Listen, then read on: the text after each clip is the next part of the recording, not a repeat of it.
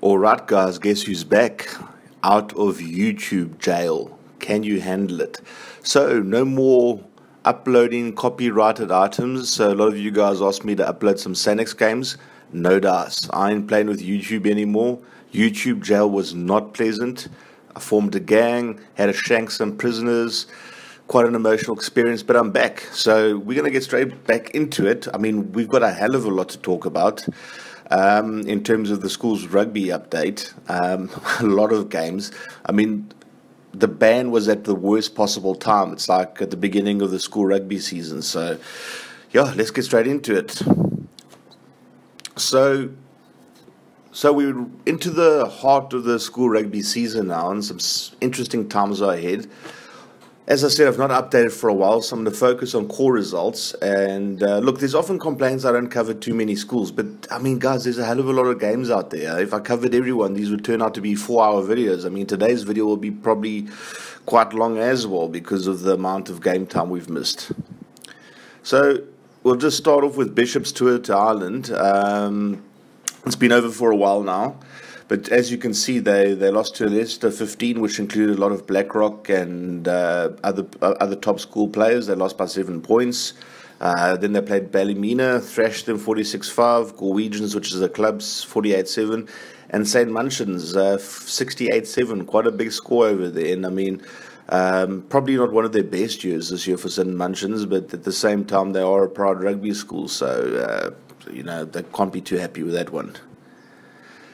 And then we've got some pre-Easter results. So as you can see, Bishops played Paul Jim, losing 10-31.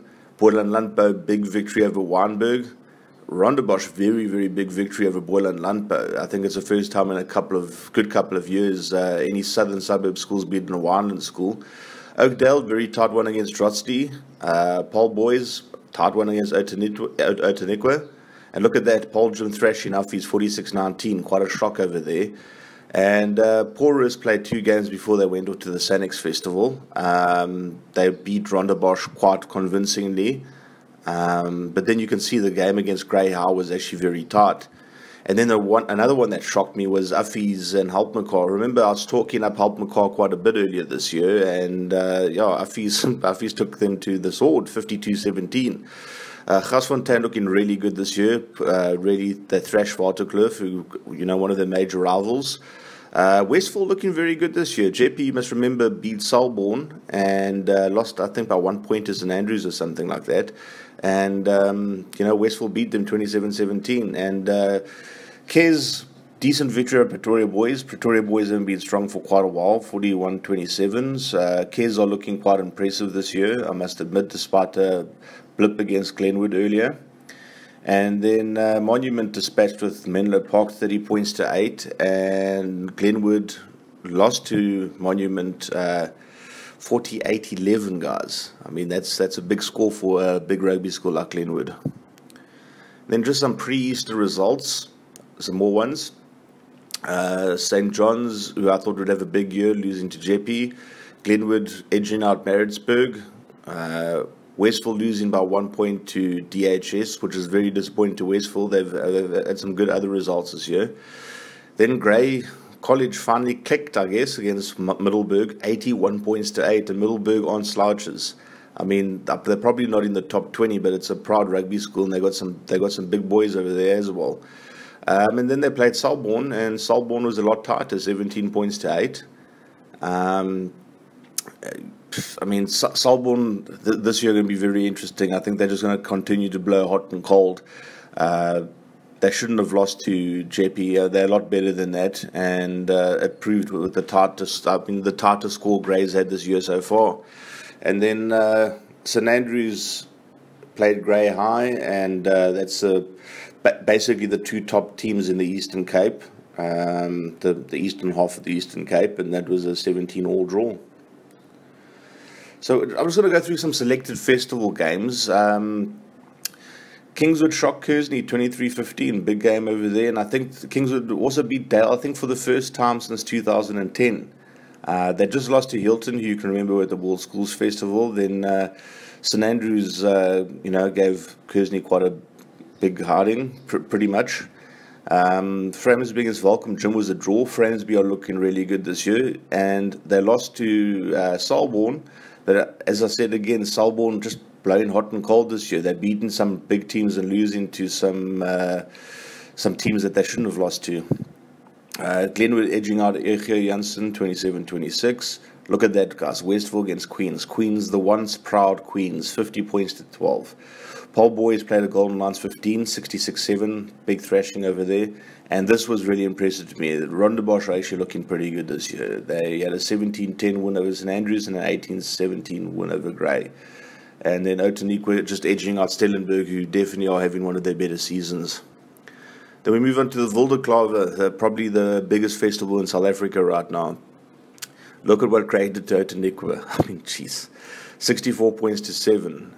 Monument, decent game against Boiler and Landbou, but leaky defense. Poldrum beat Transvalia 73-7. This game got called off 15 minutes before time, apparently. So this could have been a 100-plus game if they allowed it to carry on. Gasfontein beating Oakdale 31-7. Waterkloof beating Volcom Gym 39-20. And Framsby beating Menlo Park. Huge result for Framsby there, 29-21. Menlo Park are not living up to expectation this year at all. I really thought this was going to be their year to be a top 5 school. Not even close. Stellenberg edged out Diamantfeld. Diamantfeld, very, very strong score from the Greco region, 22-19. Then look at Paul Boys, what they did to Glenwood. They just steamrolled them, 55 points to 7. Then Haltmacaw's disappointing season continued with a 34-33 loss to Noordkaap. Affies had a good game, beating Drosty 38-22. Then in terms of day 2, Boland Landbou thrashed Transvalia as was to be expected. Monument edged out Drosty. Framsby, another tight game, but they won it 18-17 against Haltmacaw. Stellenberg beating Volcom Gym very convincingly, 43-26. Menlo Park beating Oakdale, one of their better games, 32-10. Gasfontein very easily dispatching of Glenwood, 39-24. Paul Boys absolutely thumping Affies. I mean, that's a big score there, 39-12. And then look at Grey College, 47-33 win over Paul Gym, a game par excellence. And then Outeniqua played Noordkaap and beat them 50 points to 7. So, yeah, funny old game rugby, isn't it? So there's some other results from the 4th of May. Kesby Jeppe 49-31. Bishops winning the Southern Suburbs Derby 39-21. Grey High edging out Dale College 28-25. Maritzburg edging out Kersney 14-12. And Rondebosch comfortably beaten Wynberg in the Southern Suburbs Derby 28-17. Then we move on to the Paul Roos at the Sanex Festival. The first game they played was pool games, and someone asked me to explain how this whole system works, which I will at a later stage, but let's just get to the scores. In the pool games, they played 2 schools from Japan and 1 from Russia, winning 49-7, 34-13, and 54-5. Quarterfinals, they played Exeter 75-0. Waverley, they played in the semi-final 41-21. The standard of reffing was very shocking in this game, guys. I mean, I don't know how many of you watched it, but, Paul Roos were 50, 60 points better than Waverley College. This doesn't reflect the true score. I mean, they're not 20 points better. They're definitely 50 to 60 points better than Waverley. And I think my point is proven by the result in the final when they played St. Peter's from New Zealand, 54-5. I don't think there's ever been such a one-sided final at the Sanex Festival. So that's it. Paul Roos are Sanex champions and flying the South African flag very high over there. St. Peter's physically look good. Ill discipline cost them. I don't think they're going to be a major force in New Zealand rugby this year at all. But I'll tell you one thing that annoys the hell out of me. As soon as the Kiwi supporters start seeing St. Peter's getting thrashed, I mean, you know what they start bitching about? They start talking. It's a go-to excuse. It's either South African guys take steroids, or South African guys are overage, or the ref is cheating. Why can't you just say the better team won? I mean, 52-5, that must be a lot of steroids. That must be a lot of overage players, and that must be a lot of refereeing errors for 52-5. You want to complain about those factors and all the rest of it. 20 points to 15, hey, maybe the ref robbed you. 52 points to 5, you just got thrashed. So, let's get into the rankings, my personal rankings. So, in 10th place, I got Fransby. They're a new entrant. You can see they've had a great season. The one loss to Selborne. A lot of people will argue that Selborne should be in here, but until Selborne beat teams like Menlo Park and Haltmekaar, no dice. And then 9th place, I got St Andrews, who are up by 1. They just had that one loss to Rondebosch, but besides that, a really, really good season. I think I would give the benefit of the doubt to some of the northern schools later on in the seasons, depending how they perform, just because of the quality of opposition they're facing. Then in 8th, got a new entrance in Rondebosch. So far, so good. Only the one loss to Porus, 7 points to 31. But, we know Porus are pretty hot this year. 7th place, got Affies. They're up by 1. They're up by 1 despite losing to Kes and losing to Poljim. I think that score against Haltmekaar says a lot. I know they got thrashed by Pole Boys, but the tight loss against Kes was due to injuries. They have sustained a hell of a lot of injuries, and their 2 big losses have come to schools that are ranked higher than them. So I still think they would beat the teams that are outside their ranking. Not by much, but I think they'd beat them. And I think the Kes result was a once-in-a-generation result. I don't want to take anything away from Kes, but I still think Affies warrant a place at 7th at least. Then in 6th place, down by 1 point, I've got Gasfontein. You'll see later why they're down by 1 place, but anyway, very good season for them. They've beaten some strong traditional schools. Just the one blemish against Grey, 30 points to 53. Then Monument, I've got up by 1. And the reason why I've got Monument up by 1 was just because of the way they dispatched Glenwood, who are a traditionally strong school, and also Boer and Landbou they played very well against. You can see that they've got 2 losses. I mean, one was to Poljim, who just had a great year, and one was to Pole Boys, which was, that was by 4 points. It was very, very tight. And speaking of Pole Boys, I got them at 4th, which is the same position as I had them in last time. Unbeaten season this far, except one blemish, the draw against Haltmekaar, game they probably should have won. But look at those last 2 games. Glenwood 55-7 and Affies 39-12. So it looks like they're finally clicking. I think they're going to be a very strong team this year.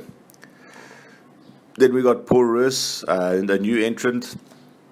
Some people say, look, they've only played 2 games, etc. I still think right now they're 3rd place. Beaten Rondebosch 31-7 and Greyhound 24-18. But I think if you take a look at their performances, the Sanex and all the rest of it, not that really should count for rankings, but I would reckon if they had to be in South Africa right now, they would be ranked 3rd, and that's how I sort of do my rankings. 2nd place, I've got Poljim, who are up by 1. And they just been steamrolling teams this season, and then they came up against an unstoppable force. In Grey College, losing 33-47, and the score could have been even higher. The score really could have been even higher, in my opinion. I think Grey took their foot off the gas midway through the second half. I think the halftime score is 29-7, if I'm not mistaken. I really thought this would be a close game, and I really did think Poljim could actually upset Grey. I really believed that it could have happened, but it didn't. So, obviously, number 1, we got Grey. And, yeah, look at those results. Results speak for themselves, as one says. Unbeaten season, 100% record, and the lowest amount of points they've scored is 17 against Selborne, who, they played their hard side on the day. But, look at that. Outeniqua are a traditional powerhouse, 64-7. Gasfontein and Menlo, 2 of the big Northvale schools, 50 points on the board. Middelburg, 80 points on the board. Poljim, almost 50 points on the board. I don't think many schools have put close to 50 points on the board against Poljim in their history, for perspective. All right, so let's move on to New Zealand. The National Championships has started, so in a follow-up video, I'm going to explain how the New Zealand school system works, but I would appreciate any Kiwi followers to provide me with any information that I'm missing. So the Auckland competition started. Auckland Grammar had a great win against Mags, 34-19. Carlston tight game against Sacred Heart, 28-13. Aurora against Dilworth, 17-16. Kings played distance, 69-5. De La Salle against Tangaroa, 24-17. Only the first round, but so far in the top four, we've got Kings at number 1, Auckland Grammar 2, De La Salle 3, and Carlston 4. Expect that to change very quickly.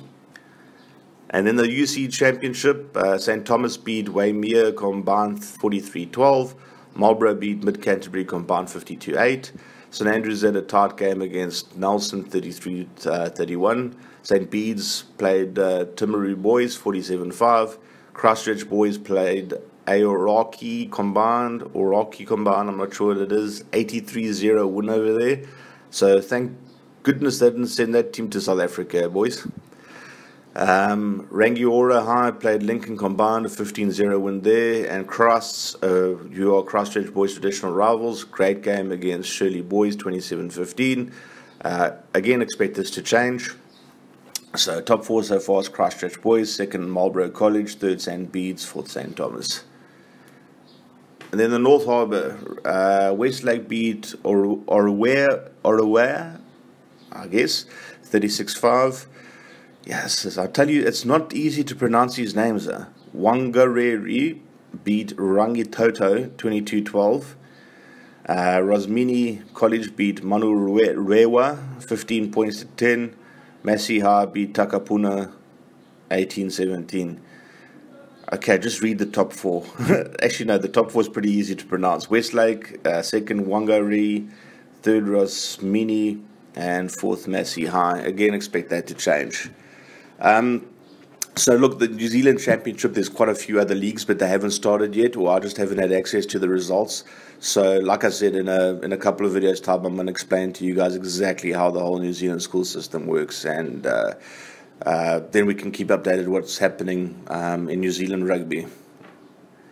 And Australia, look, I'm assuming it's their pre-season, but I can't find results. So in a country where league is a lot bigger than union, it seems quite hard to find results. And if anyone can help me, much appreciated. But as soon as the AA, GPS, and all that jazz starts, your man Ruggabug is definitely going to be reporting as much as he can.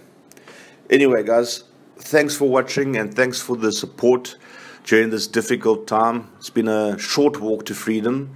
But I've tried to interact with you guys and keep in touch as much as possible. And like I said, I ain't playing with any more copyrighted stuff to provide to the masses. You know, my opinion, and I think a lot of people's opinions, school rugby should be free to air, like with school sports live. I believe it is in South Africa, one of the best platforms for this. That's how we feel, and I thought, you know, it's best that we can provide this to young scholars and their parents and all the rest of it, so they've got the ability to watch some games and it's not kept by some Australian commercial enterprise. End of the day, I'm not going to risk this channel getting banned, you know, to provide stuff for the masses. So maybe there's another angle I'll work on, we'll see. But in terms of this channel, you can bet your bottom dollar I'm not uploading anything from Sanex or from anything else. I'll provide links. You guys are welcome to email me if you need information on where to find games to watch and all the rest of it. But yeah, in terms of actually scraping and posting, nah, that's done. Anyway, guys, have a great week further.